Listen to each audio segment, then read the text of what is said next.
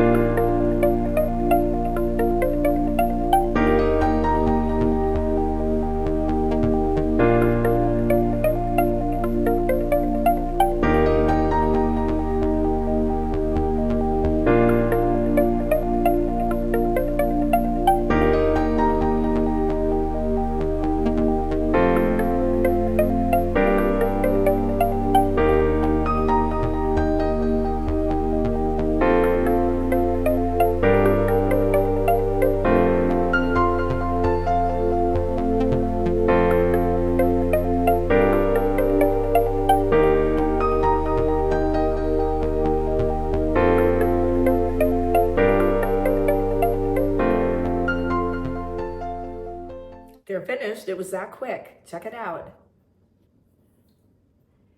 Into the refrigerator it goes. You can eat it in a couple days, but it stores in the refrigerator up to 4 weeks.